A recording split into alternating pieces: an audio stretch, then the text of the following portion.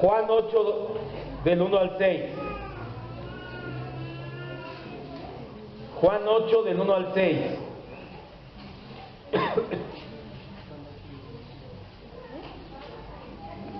Vamos rápidamente. Juan capítulo 8 versículos 1 al 6. Vamos a partir a la mitad del versículo 6. Solamente nos vamos a quedar con la primera parte. Vamos a empezar el año con un tema muy peculiar, con un tema muy específico. Juan 8 del 1 al 6. Estamos predicando expositivamente la palabra de Dios.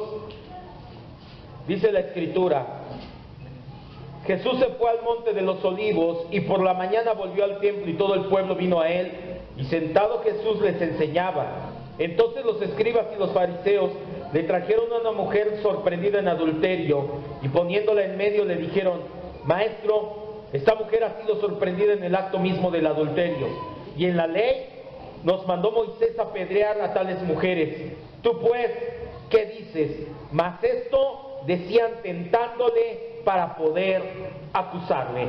Hasta ahí nada más. Cierre sus ojos y vamos a orar. Vamos a darle gracias a Dios porque comenzamos el año con predicación expositiva, lo terminamos el año con predicación expositiva, ¿quién es Cristo para ti? Y comenzamos el año con predicación expositiva. Esto solamente puede ser obra de su gracia. Muchas iglesias han comenzado el año hablando acerca de propósitos para el año, de bendiciones, de lo mejor está por venir. Terminaron el año hablando lo mismo y haciendo semillas y promesas y primicias. Si nosotros comenzamos el año hablando de Cristo y estando en Cristo, es únicamente por tu gracia, Señor. Déjanos reconocer eso hoy y siempre. Gracias, maravilloso Dios, que esta palabra, al igual que toda tu palabra, sea viva y eficaz, más cortante que una espada de dos filos, que cambie nuestra vida, que cambie la intención de nuestros pensamientos, que renueve nuestra mente y que tengamos la correcta manera de pensar, que es la tuya, Señor Jesús. Gracias, en el nombre de Cristo decimos amén, Dios.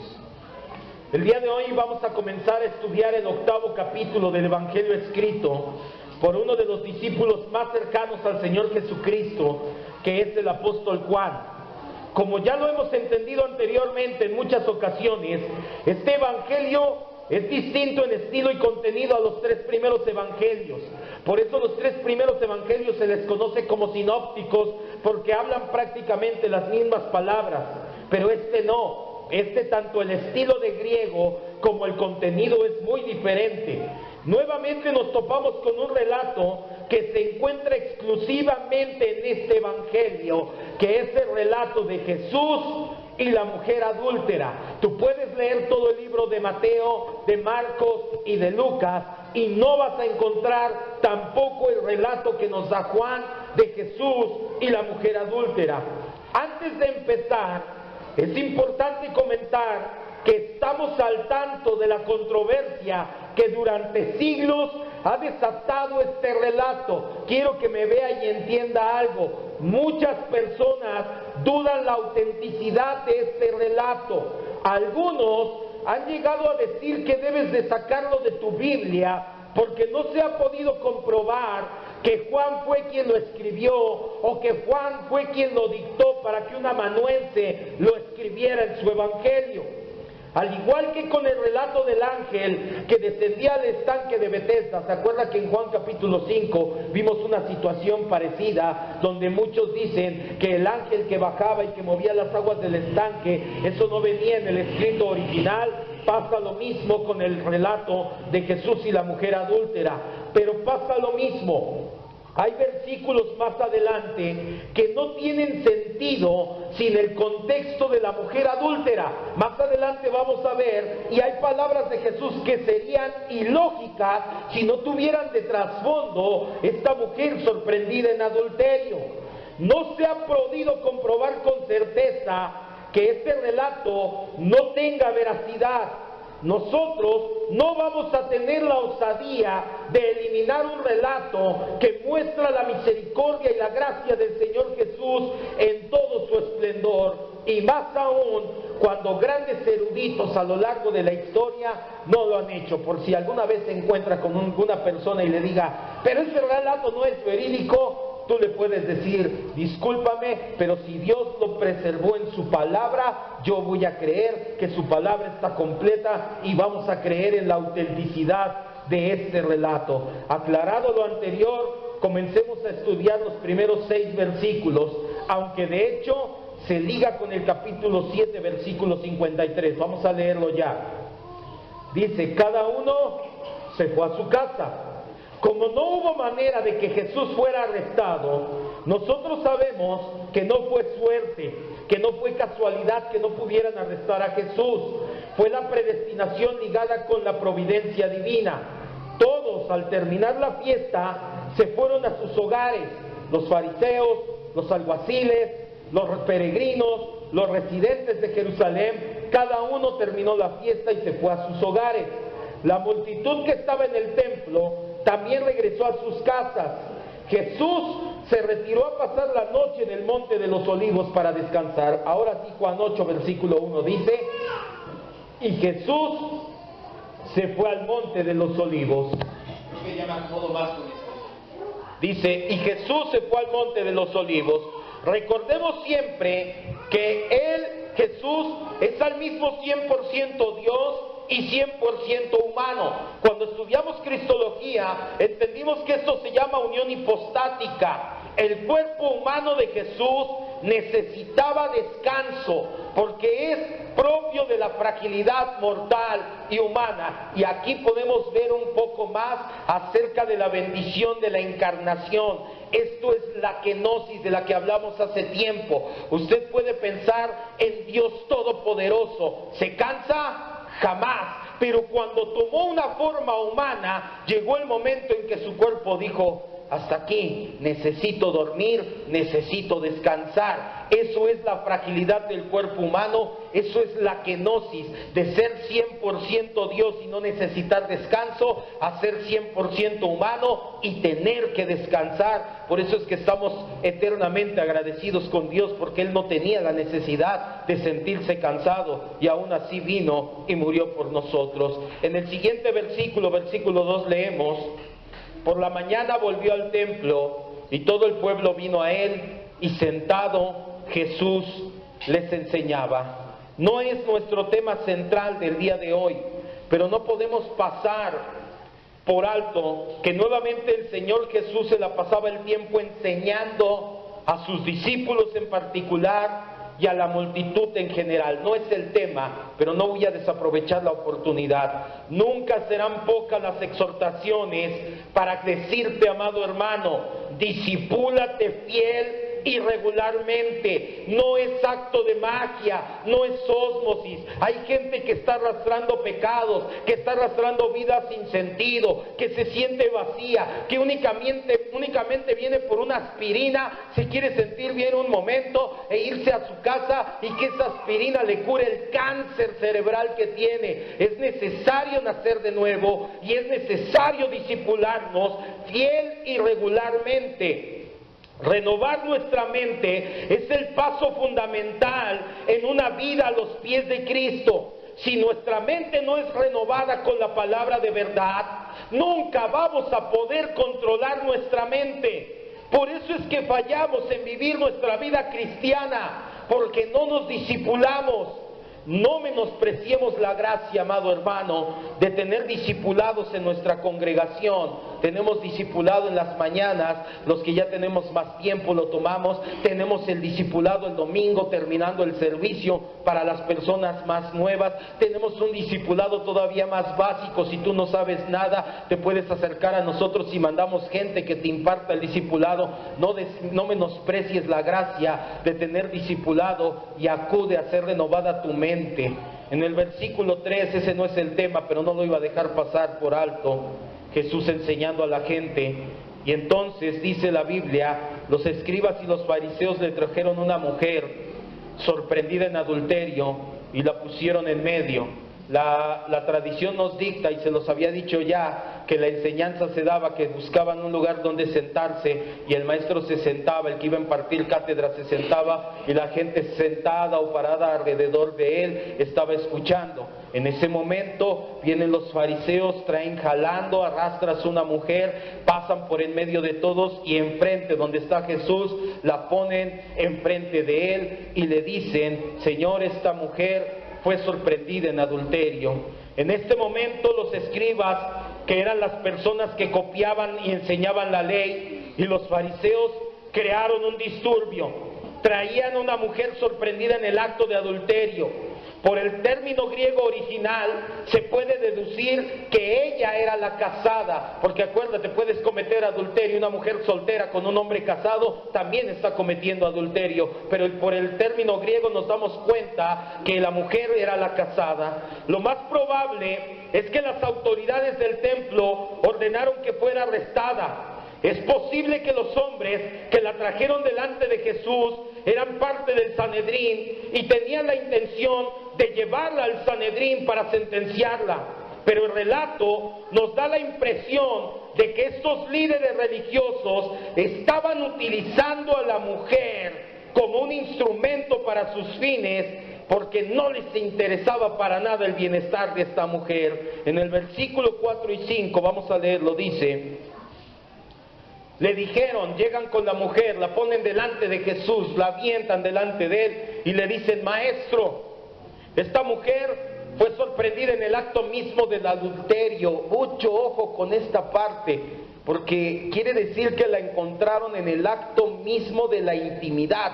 No que se supo, no que la delataron, sino que la vieron en el acto mismo de la intimidad. Pero mucho ojo con esta parte. Estaba forzosamente ¿con quién? Con un hombre, y el hombre no lo llevaron a los pies de Jesús. Mucho ojo con esta parte. Le dijeron: Maestro, esta mujer ha sido sorprendida en el acto mismo de adulterio, y en la ley nos mandó Moisés apedrear a estas mujeres. ¿Tú qué nos dices? Está aquí esta mujer, la encontramos en intimidad, ella es casada, con el que estaba no es su esposo. La ley dice: mátenla a pedradas. Ya se lo he explicado antes, no es como lo ponen muchas veces en las películas, que agarran piedras como pelotas y se las avientan. Tomaban piedras grandes del tamaño de tu cabeza y las dejaban caer sobre su cuerpo para que rompiera huesos y rompiera el cráneo y muriera de esa manera. La fiesta de los tabernáculos acababa de terminar un día antes. Tal como se daban las celebraciones y como pasa hoy en día, lejos de solamente ser una fiesta religiosa, por el júbilo que desbordaba, se daban también muchos excesos.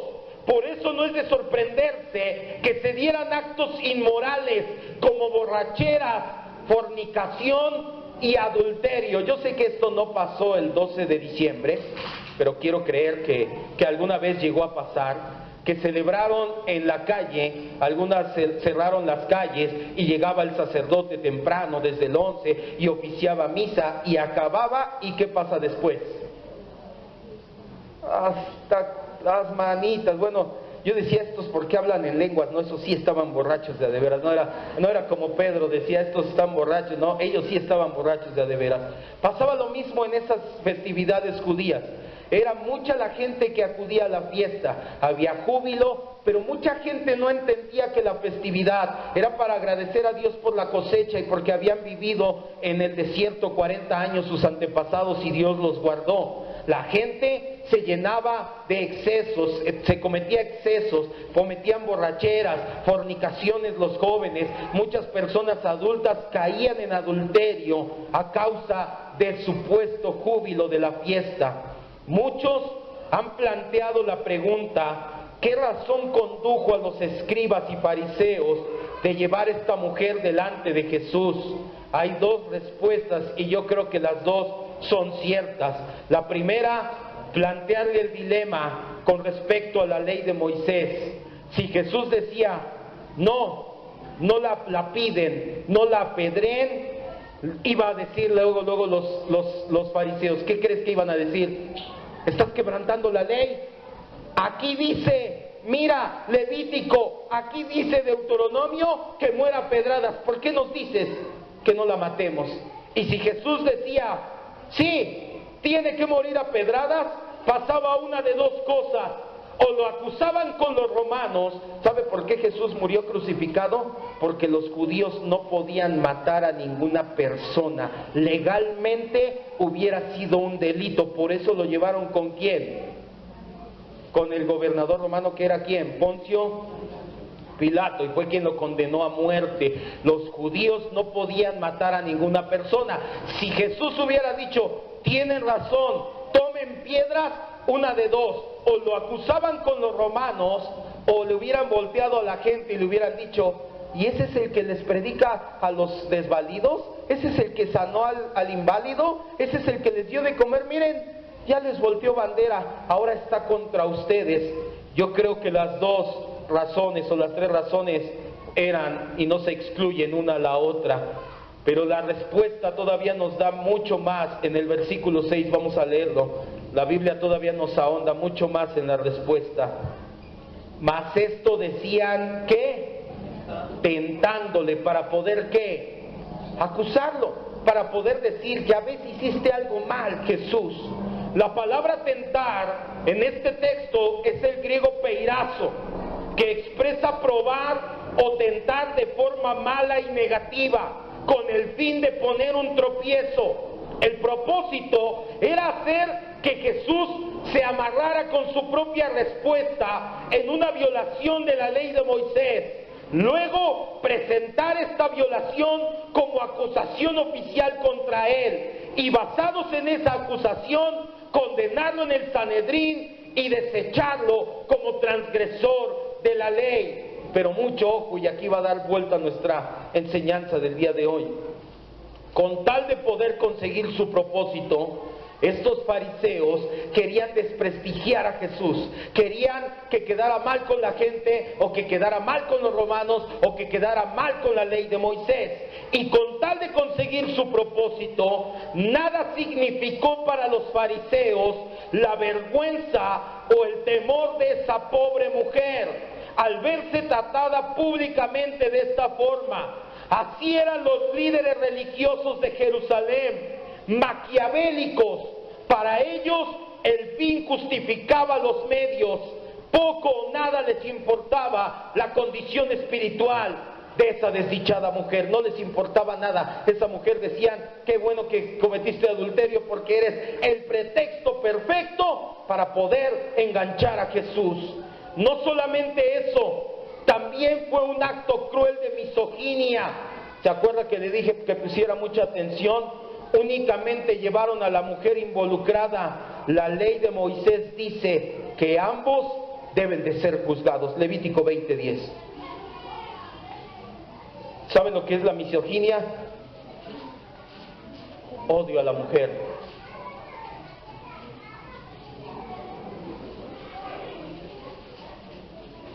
Por parte de los hombres. Los hombres misóginos por lo regular son machistas, o los machistas son misóginos. Del griego miso, que significa aborrecer, odiar, y ginos, que de ahí viene vagina, mujer. Misoginia, que es el odio infundado, el odio a la mujer por el simple hecho de ser mujer.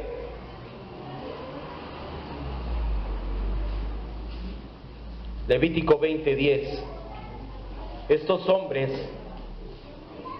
no solamente no les interesaba la mujer, no les interesó su condición.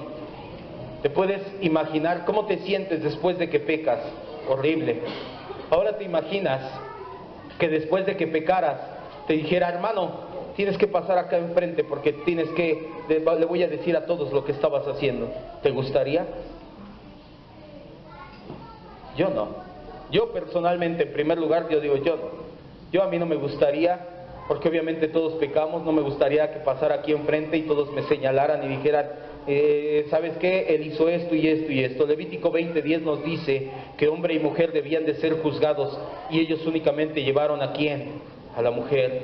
Si un hombre cometiera adulterio con la mujer que de su prójimo, el adúltero y la adúltera indefectiblemente serán muertos. estos hombres no les interesaba cumplir la ley de Moisés, les interesaba encontrar una acusación en Jesús contra los romanos, contra el pueblo, contra la ley, y para sus fines actuaron de manera maquiavélica. Maquiavelo fue quien dijo: el fin justifica los medios. Era contemporáneo más o menos de la época de Martín Lutero, Maquiavelo, pero obviamente él era un humanista, no era cristiano, y en su misoginia únicamente tomaron a la mujer y la llevaron.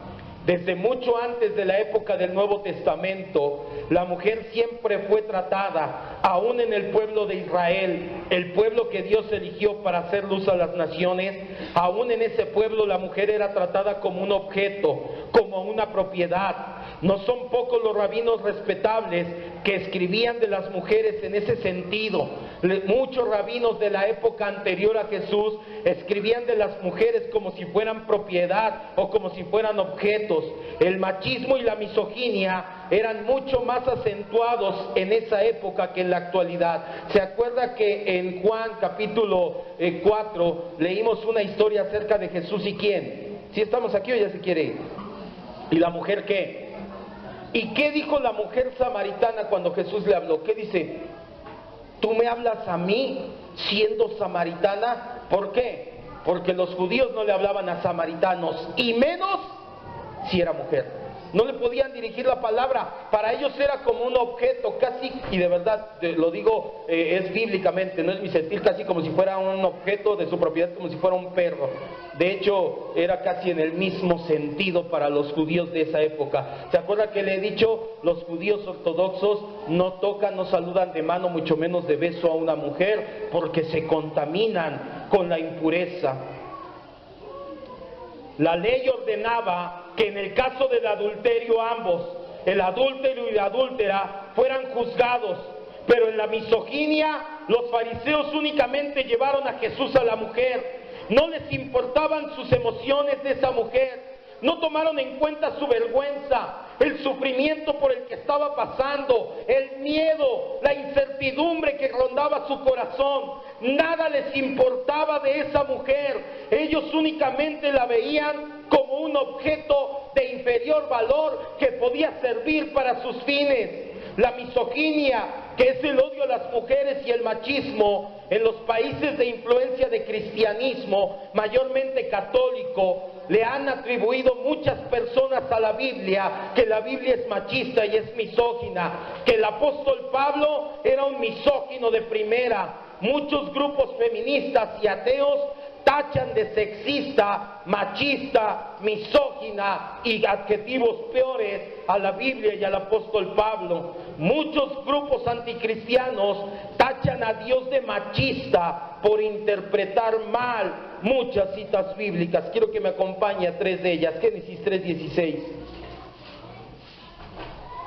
Y ese es el tema del día de hoy.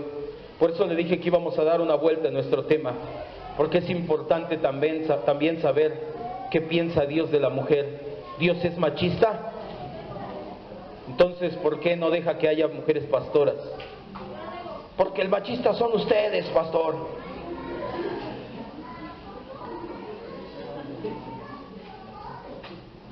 ¿Dios es machista? No. Entonces, ¿por qué el hombre es la cabeza y no la mujer? Porque los machistas son ustedes, pastor. Génesis 3:16.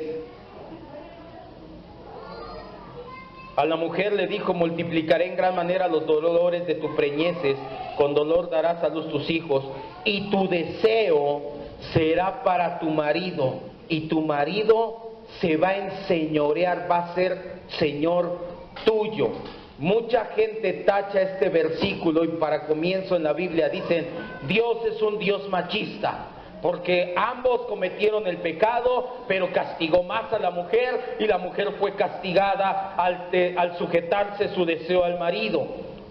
Aquí únicamente lo que encontramos es que Dios establecía orden en la familia. Esto lo estudiamos cuando estudiamos la familia cristiana. Dios es un Dios de orden. Aún en la Trinidad hay orden, y ninguna de las tres personas de la Trinidad es menos. Primera de Corintios 11:3. Amada hermana,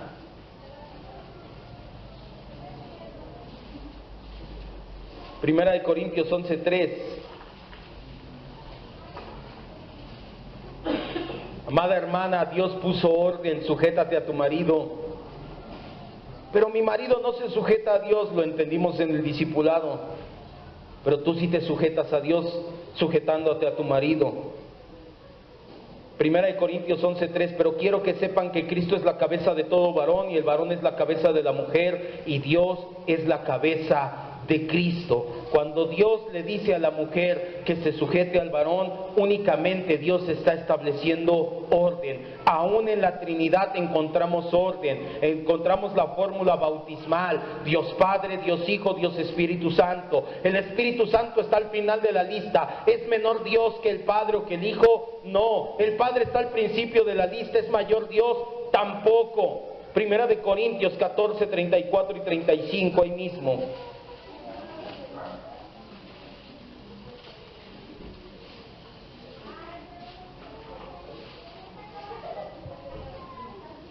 Primera de Corintios 14, 34 y 35.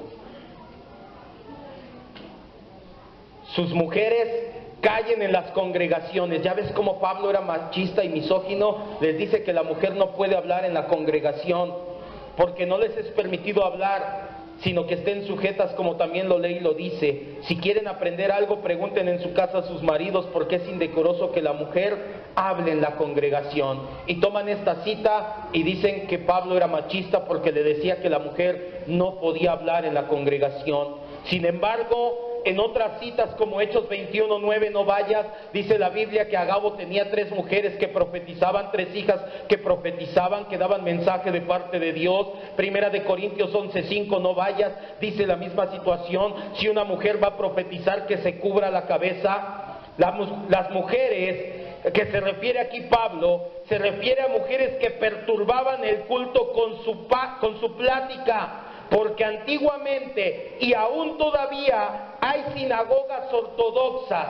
¿Sabes cómo se sentaban en la iglesia en la época del apóstol Pablo? Mujeres de este lado, hombres de este lado, y en medio pues ya sabes quién va. No, no es cierto. No, nada más era dividido entre 2. Mujeres de un lado y hombres de otro lado. ¿Y qué pasaba? Que la mujer estaba de este lado y no entendía algo y se levantaba y decía, ¿qué dijo? Y su marido, la casa. ¿Por qué? ¿Eso es orden en el culto público, en el culto? No, obviamente no. Y ha llegado a pasar aquí. No crea que no me he dado cuenta. Que de repente están con el celular, platicando. Ven. No crea que no me doy cuenta. Es de lo que callamos los pastores, porque los pastores sí callamos. Yo no sé por qué, esto es misoginia pura, pero yo no sé por qué dicen lo que callamos las mujeres y las mujeres no se callan, amadas hermanas. Discutes con tu esposa, ella tuvo la culpa y termina regañado tú. No, esto es misoginia pura, esto sí es un chistorete nada más. Pero lo que callamos los pastores, eso sí no lo callamos. No crea que no nos damos cuenta de las distracciones que están. Cuando el apóstol Pablo se refiere a la mujer que hay en la congregación, si quiere aprender algo, pregúntele a su esposo en casa. Se refiere a esta situación, hombres de un lado, mujeres de otro lado, y cuando una situación no entendía la mujer, se levantaba y empezaban a hacer señas y perturbaban el orden del culto. Pablo estaba evitando que les gritaran a sus maridos de un lado a otro de la asamblea. Hoy en día dirigiríamos más estas palabras a los jóvenes o a los que traen celulares o a cualquier otra distracción para los demás en la iglesia. Tercer cita, Primera de Timoteo 2, al 11 al 15.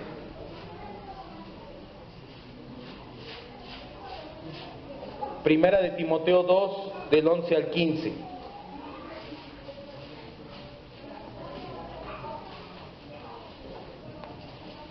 Lo bueno que eso no pasa en nuestra iglesia, ¿verdad?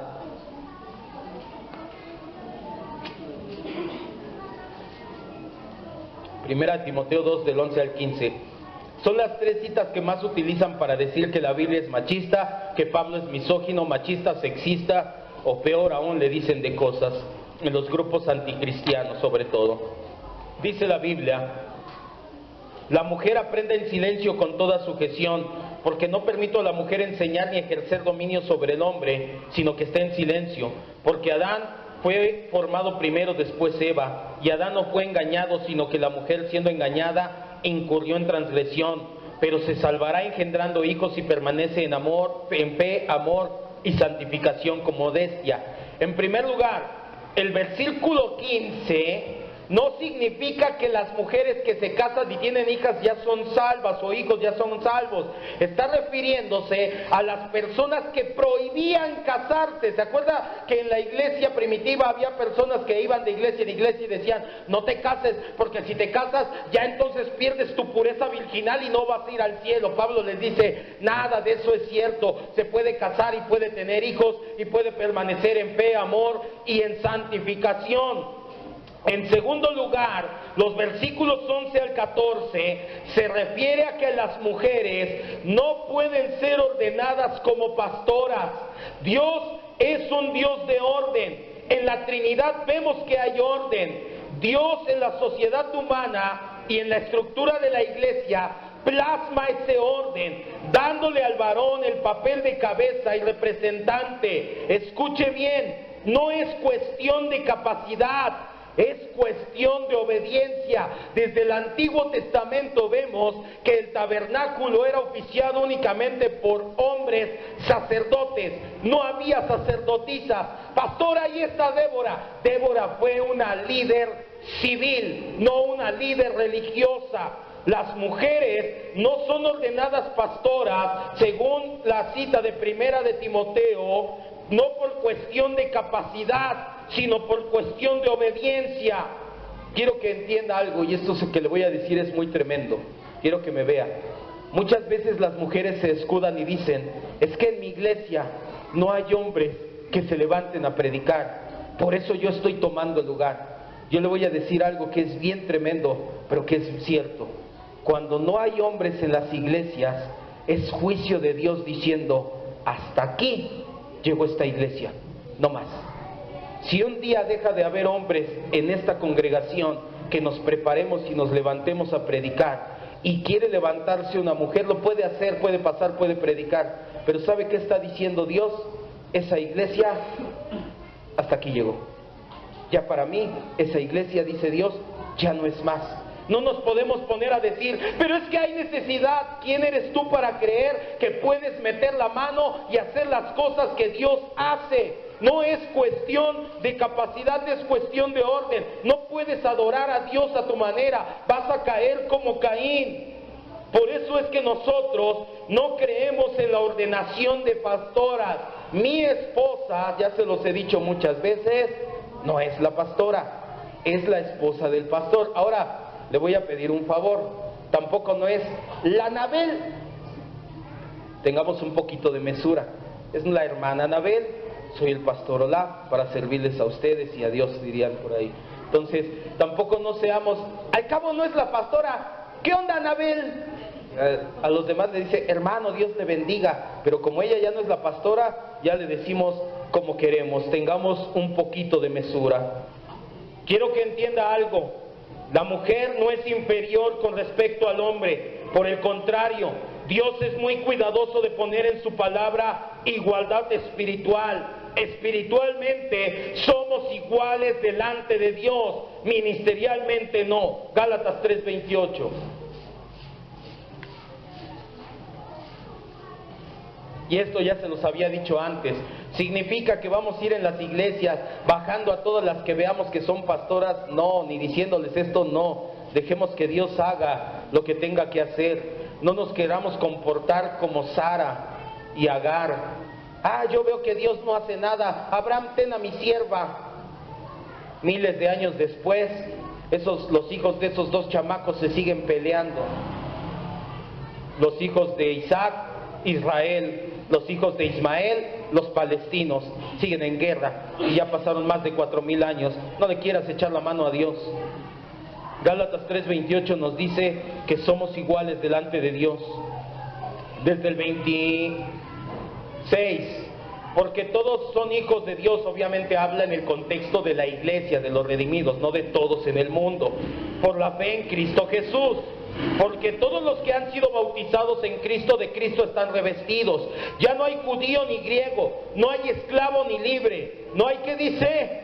No hay varón ni mujer. Ambos, hombre y mujer, son iguales espiritualmente delante de Dios. Pero ya que estamos hablando del tema de la mujer, ¿debe la mujer usar siempre falda? ¿O es malo que use pantalones como dicen algunos? Es otro mito que según la Biblia condena el uso de los pantalones, que es una mala interpretación de Deuteronomio 22:5. Deuteronomio 22:5 dice: el hombre no use ropa de mujer, la mujer no use ropa de hombre. En esa época no había pantalones para los hombres tampoco. Esta es una regla para evitar inmoralidad y perversiones y dejar bien separados a hombres y mujeres en su identidad sexual. La Biblia sí nos da una instrucción para las mujeres, y es vestir con decoro y modestia. Esto sí se lo voy a decir, amada hermana. Usted puede usar falda, sí, no hay ningún problema, pero por favor no venga exhibiendo partes de su cuerpo que no son necesarias exhibir, que únicamente para su esposo, y si no es casada, para su futuro esposo están reservadas únicamente esa parte. ¿Qué pasa también con el velo? 1 Corintios 11:2. Hoy quise hablar de la mujer, y al final va a entender por qué hablamos de la mujer.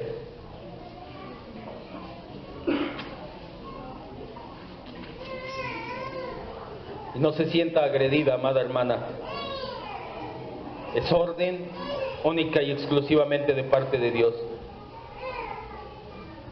Las mujeres deben de traer velo a la iglesia.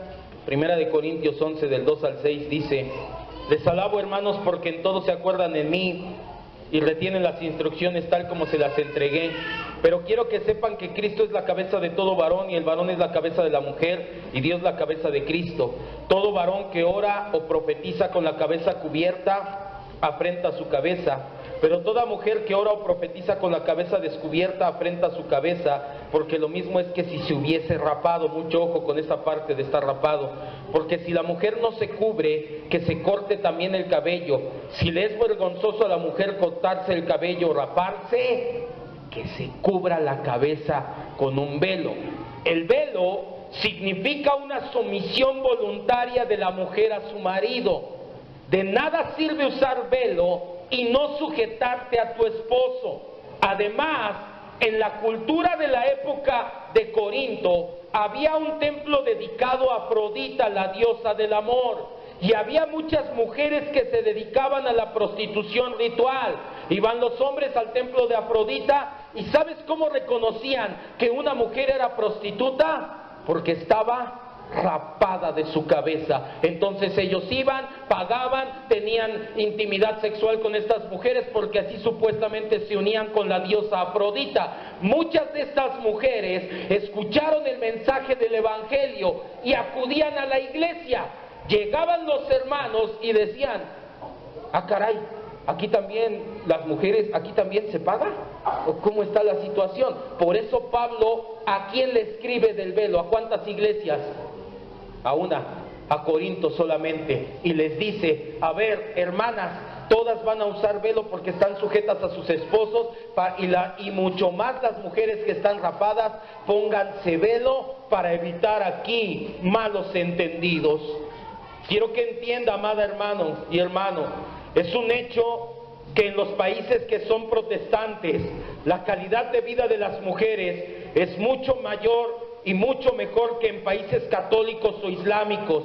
Es por esto que, lejos de denigrar a la mujer, la Biblia la guarda y la cubre. Países protestantes como Inglaterra y Alemania han tenido mujeres presidentes.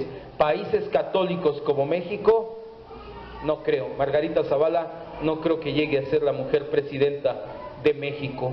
La Biblia no denigra a la mujer, la Biblia la guarda y la cubre. Por principio de cuentas, como cristianos entendemos que amamos a nuestras esposas como Cristo amó a la iglesia. Pero mucho ojo, no caigas en el otro extremo. Hay grupos heréticos, mayormente una congregación en Hermosillo, Sonora, llamada Los Redimidos, del apóstol Jonathan Mesa. Su hija Lisette Mesa se está haciendo muy famosa en los últimos días, que dicen que el Espíritu Santo es mujer. Le componen cánticos llamándole nuestra madre.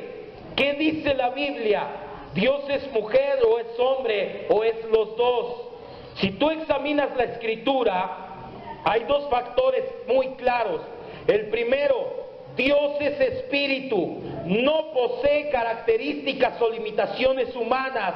Segundo, toda la evidencia que encuentras en la Biblia, cuando Dios se muestra al ser humano, se revela de forma masculina. Tú no encuentras un solo versículo en la Biblia que hable de Dios como mujer, como madre, como esposa, como hermana. Siempre nos dice que es el Padre, el proveedor, el yo soy, el gran yo soy. Antes que nada, debemos entender esto, amado hermano. Dios es una persona, porque tiene características de persona, tiene mente, voluntad, intelecto, se comunica y se relaciona con nosotros, pero al mismo tiempo Dios es espíritu. Juan 4:24, no vaya, ya vamos a terminar, no se desespere. ¿Qué dice la Biblia? Que Dios es ¿qué? Espíritu. Dios es un ser espiritual, no tiene cuerpo humano. Ya se lo he dicho algunas veces, la Biblia utiliza un lenguaje figurativo. Le dice que los ojos de Dios, las manos de Dios, la boca de Dios. A esto se le conoce como antropomorfismo, que es una manera en que nosotros podemos bajar a nuestra mente y visualizar a Dios. Nuestra imaginación es limitada, es difícil imaginar algo espiritual. Así que Dios se muestra por medio de antropomorfismos, pero Él siempre toma antropomorfismos masculinos. Dios es espíritu, los espíritus son asexuados, no tiene sexualidad por una simple razón.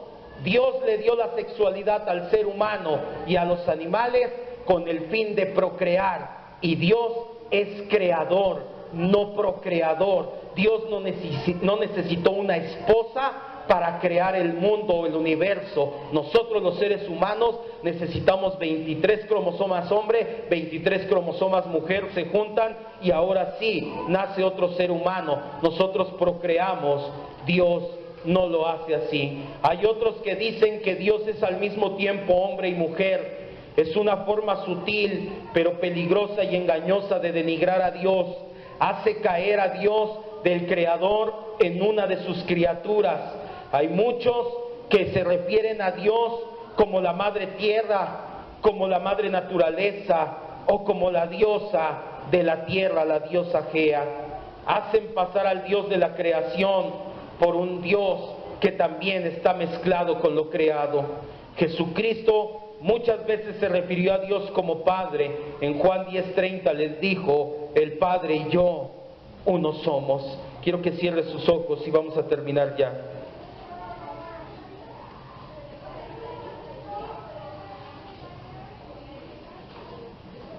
¿Por qué es importante esto que le acabo de decir? La semana pasada yo le dije, basado en la Escritura, que la manera en que vemos a Dios es en la manera en que nos vamos a relacionar con Él. Si tú lo ves no solamente de forma equivocada, sino hasta antibíblica o herética, si tú lo ves como la madre, si tú lo ves como la tierra, como la diosa, si tú lo ves como machista, como misógino, sobre todo si eres mujer, te va a costar mucho trabajo relacionarte con Dios. Es importante que tengas la imagen clara de Dios. Jesús vino a reivindicar el papel de la mujer. Mujeres eran las que sostenían su ministerio y las que más lo seguían. Habló con la mujer samaritana. La próxima semana vamos a ver la reacción con esta pobre mujer y el trato amoroso y misericordioso que le da Jesús. Él no pregunta: ¿dónde está el hombre? Tráigalo también. La Biblia no es machista ni misógina, simplemente nos traza un orden, y cuando nosotros seguimos el orden, la Biblia dice que hay bendición. No es tu capacidad. Yo sé que hay mujeres mejor preparadas, mucho mejor preparadas que yo, para cantar, para predicar, para presidir una congregación. ¿Qué puede hacer entonces una mujer que no es pastora? Lo mismo que hace un hermano que no es pastor. Lo mismo, dar los anuncios, enseñar a los niños, visitar los enfermos, visitar los jóvenes, llevar una palabra de aliento y de evangelio a los hospitales, etcétera. No es el pastorado lo único que hay. La manera en que veas a Dios es la manera en que te vas a relacionar con Él. Y esto se va a reflejar en tu manera de caminar con Cristo. Nuestro Dios no es un Dios machista, pero tampoco está a favor de la igualdad de género, al menos no en la manera en que se gesta hoy en día. La igualdad, como la proponen muchos grupos, está destruyendo matrimonios, diciendo que somos idénticos hombres y mujeres. Si es así, ¿qué sentido tiene casarse ya, por ejemplo? Además, ya no hay complemento, ni ayuda mutua, ni apoyo, y se pasa por alto el mandamiento y el deseo de Dios de unirnos en matrimonio y formar una familia. La igualdad que Dios nos da es espiritual y a cada uno nos da un papel definido. Más adelante las personas que no han tomado el discipulado, la familia cimentada en Cristo, van a entender mucho más de esta situación. Es importante porque nuestro Dios es nuestro Padre y Cristo, dice la Biblia, es nuestro esposo. Esto significa, amado hermano y sobre todo amada hermana, que estás por demás cuidada, protegida, amada, sustentada, provista y guardada, así como te guarda tu esposo y tu padre. Y si no lo han sabido hacer bien, déjame decirte que en Cristo, en Dios, tienes eso y más. Todo lo bueno y todo lo sano que puedes recibir de tu padre y de tu esposo, si lo visualizas correctamente en Dios y en Cristo, tu relación y tu vida cristiana diaria se va a fortalecer. Así, con tus ojos cerrados, por favor, vamos a agradecerle a nuestro Dios y vamos a tener contentamiento en Cristo.